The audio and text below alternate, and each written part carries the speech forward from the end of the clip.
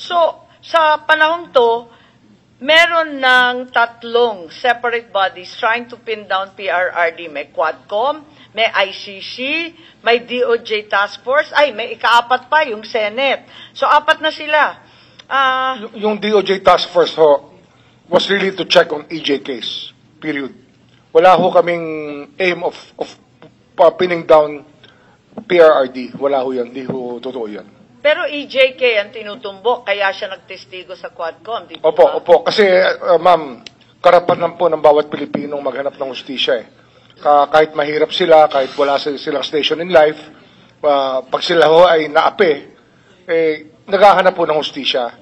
Kaya kung meron ho silang nilapitan na taong nakakausap namin, syempre pinakikinggan po namin. At yung mga tao mismo na nangangailangan ng tulong, sinisikap po naming tulungan. Siyempre, hindi natin pinagkakait ang karapatan ng bawat isa.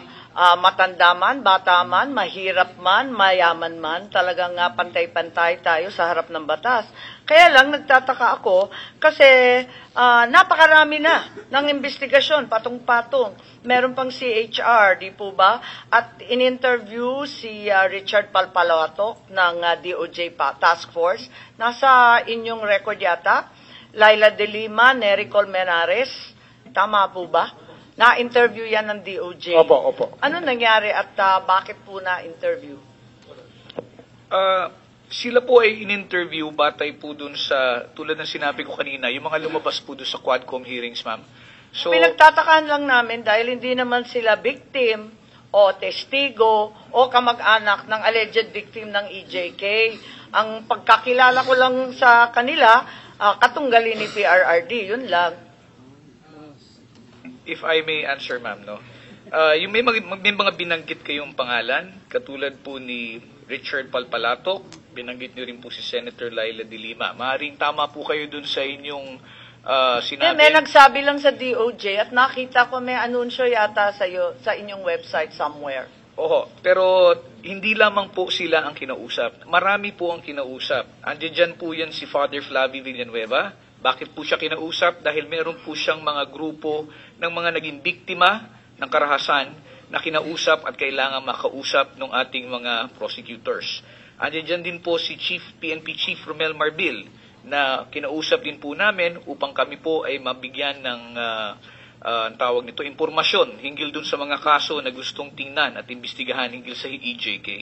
So, ito po ay kinausap upang makunan po ng leads para kung meron pong mga kaso na gustong isampa na walang ebidensya noon, maaari pong buhayin. Kahit hindi sila yung biktima, hindi sila yung pamilya, o hindi sila testigo sa anumang krimen? Opo, kasi kahit na anong impormasyon po na makuha namin ay tinuturing po namin mahalaga at makakatulong po doon sa investigasyon na gagawin po ng task force. So, ibig sabihin, nung end of the year na nakaraan, meron ng legal team daw ng DOJ drafting a complaint for murder under RA 9851 for the deaths of 3 persons in the Davao Prison and Penal Farm.